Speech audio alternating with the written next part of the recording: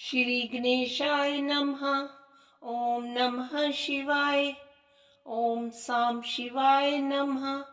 ओम पार्वती नमः। ओम उमा महेश्वराभ्यां नमः। ओम गौराय नमः। ओम गणेशाय नमः। ओम कार्तिकेय नमः।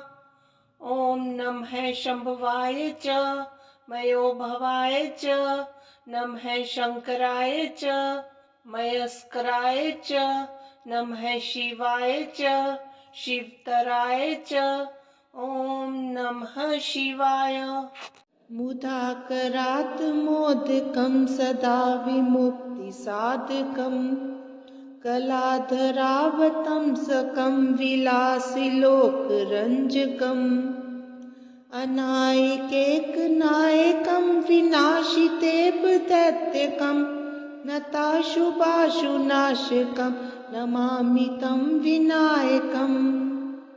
न तेतरातिभीकरं नवोदितार्कभास्वरं न मत्सुरारिनिर्झरं न तादिकापदुद्धरम् सुरेश्वरं निधीश्वरं गजेश्वरं गणेश्वरं महेश्वरं तमाश्रये परात्परं निरन्तरम् समस्तिलोकशङ्करं निरस्तदैत्यकुञ्जरं धरेतरोदरं वरं वरेव भक्तमक्षरम् कृपाकरं क्षमाकरं मुदाकरं यशस्करं मनस्करं नमस्कृतं नमस्करोमि भास्वरम् अकिञ्चनार्तिमार्जनं चिरन्तनोक्तिभाजनं पुरारिपूर्वनन्दनं सुरारिगर्वचर्वणं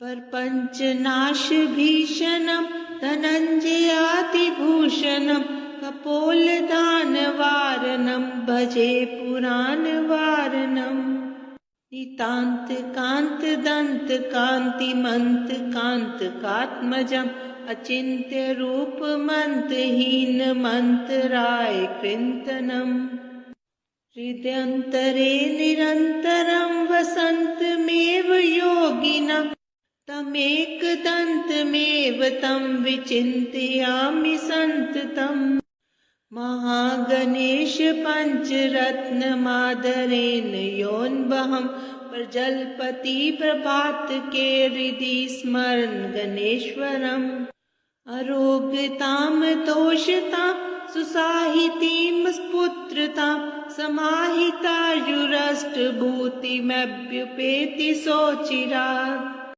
जय भगवती देवी नमो वरदे यह पाप विनाशनी बहुफल दे। जय शुंभ निशुंभ कपाल धरे प्रणमामि तु देवी नरार्ति हरे।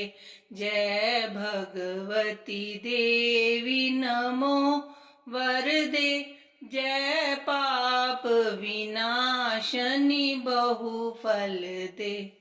जय चंद्र दिवाकर नेत्र धरे जय पावक भूषित वक्त्र वरे।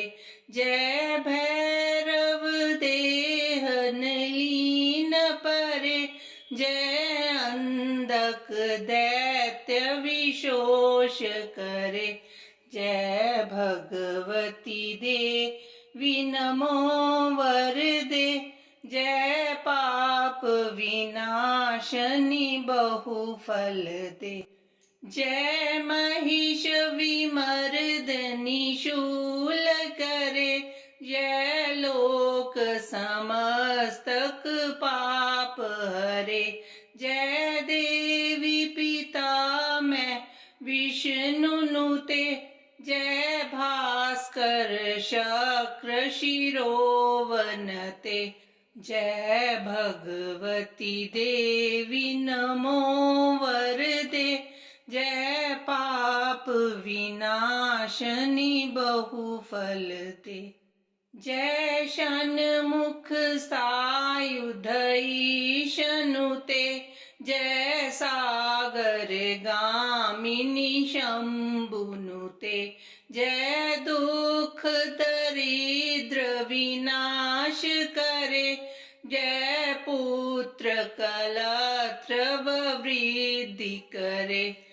जय भगवती देवी नमो वरदे, जय पाप विनाशनी बहुफल दे।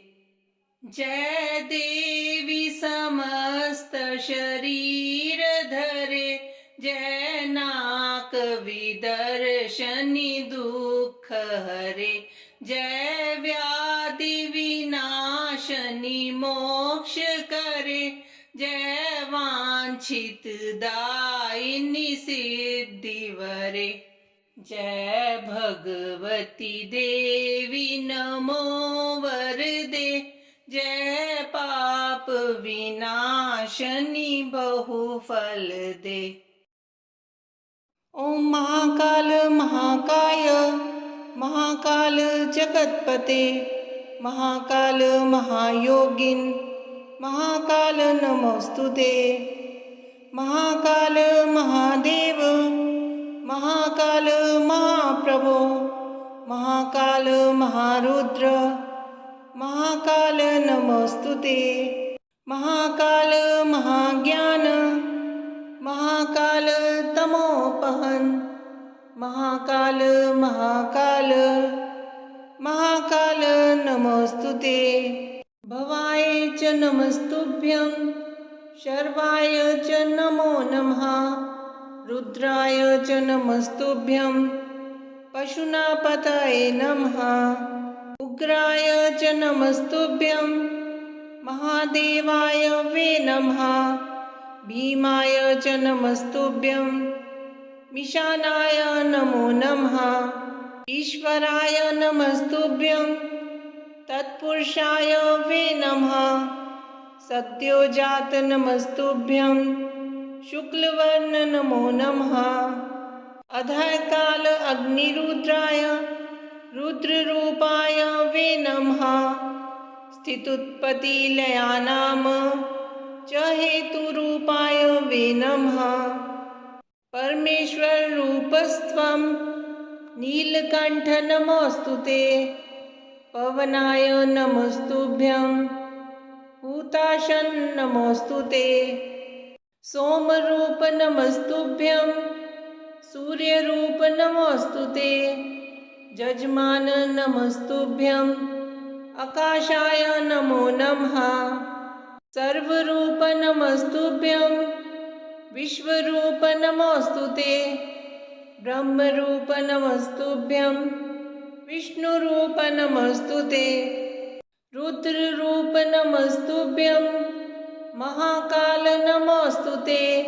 स्थावराय नमस्तुभ्यं, जंगमाय नमो नमः। नमः उभय रूपाभ्यां शाश्वताय नमो नमः। हुं हुंकार नमस्तुभ्यं, निष्कलाय नमो नमः। सच्चिदानंद रूपाय महाकालाय ते नमः। प्रसीद मे नमो नित्यं, मेघवर्ण नमोस्तुते। प्रसीद मे महेशान, दिग्वासाय नमो नमः। ओम ह्रीं माया स्वरूपाय सच्चिदानंद तेजसे, सब है संपूर्ण मंत्राय सोहम हंसाय ते नमः।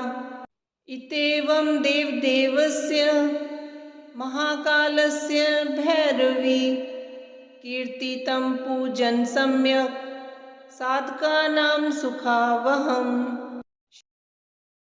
भज गौरीशं भज गौरीशं, गौरीशं भज मंदमते। जल भव दुस्तर जलति सुतर्णं, ध्यायं चित्ते शिवहर चरणम्।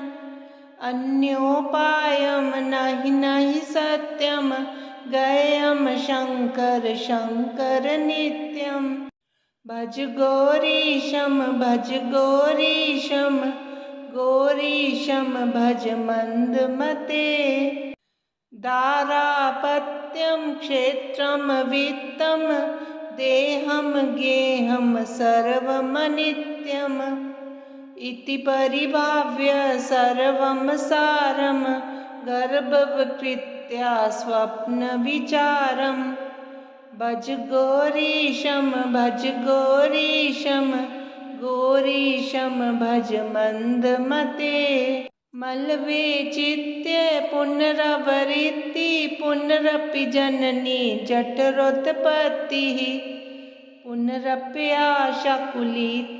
जठरं किं नहि मुञ्चसि कथयश्चित्तम् भज गौरीशं भज गौरीशं गौरीशं भज मन्दमते मायाकल्पितमेन्द्रं जालं नहि तत् सत्यं दृष्टिविकारं ज्ञाते तत्त्वे सर्वं सारं मा कुरु विषयविचारम् भज गौरीशं भज गौरीशं गौरीशं भज मन्दमते रज्जो सर्प ब्रह्मणारोपस्तद्वद् ब्रह्मणि जगदारोपः मिथ्या माया मोहविकारं मनसि विचारे बारं बारं भज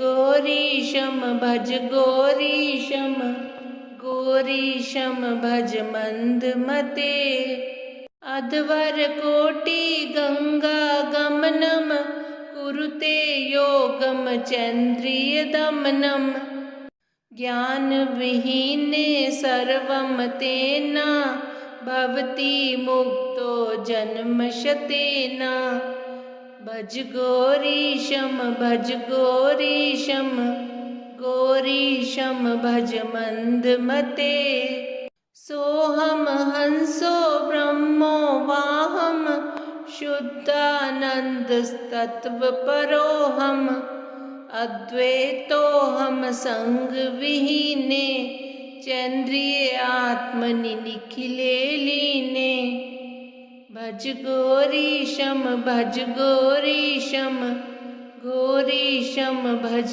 मन्दमते शङ्कर किङ्कर मा कुरु चिन्तां चिन्तामणिना विरचितमेतत् यः सद्भक्त्या पठति नित्यं ब्रह्मनिलीनो भवति सत्यं भज गौरीशं भज गौरीशं गौरीशं भज मन्दमते नमामि शमीशाननिर्वाणरूपं विभुं व्यापकं ब्रह्मवेदस्वरूपं निजं निर्गुणं निर्विकल्पं निरीहं चिदाकाशमाकाशवासं भजेऽहं निराकारमोकारमूलं तुरीयं गिराज्ञानगोतीतमीशं गिरीशं करालं महाकालकालं कृपालं गुणागार संसारपारं नतोऽहं तुषाराद्रिसङ्काशघोरं गम्भीरं मनोभूतकोटिप्रभाश्रीशरीरं सफुन्मौलिकल्लोलिनी चारुगङ्गा लसद्बालबालेन्दुकण्ठे भुजङ्गा चलत्कुण्डलं भ्रूसुनेत्रं विशालं प्रसन्नाननं नीलकण्ठं दयालं मृगाधीशचर्माम्बरं मुण्डमालं प्रियं शङ्करं सर्वनाथं भजामि।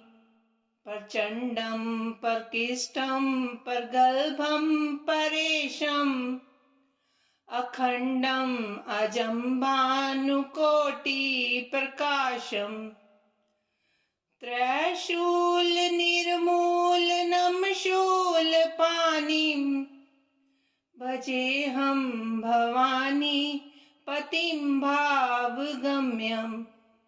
कलातीतकल्याणकल्पान्तकारी सदा सज्जनानन्ददाता पुरारी चिदानन्दसन्दोहमोहापहारी प्रसीद प्रसीद प्रभो मन्मथारी। न यावदुमानाथ पादारविन्दम् भजन्ति हि लोके परे वा नरानम्। न तावत् सुखं शान्ति सन्तापनाशम् प्रसीद प्रभो सर्वभूतादिवासम्। न जानामि योगं जपं नैव पूजां नतोऽहं सदा सर्वदा शम्भुतुभ्यम्। जराजन्म दुःखोत्तापेयमानं प्रभो पाहि आपन्नमामीश शम्भो। रुद्राष्टकमिदं प्रोक्तं विप्रेण हर्तोष्य ये पठन्ति नरा भक्त्या तेषां शम्भु प्रसीदति। ॐ नमः शिवाय।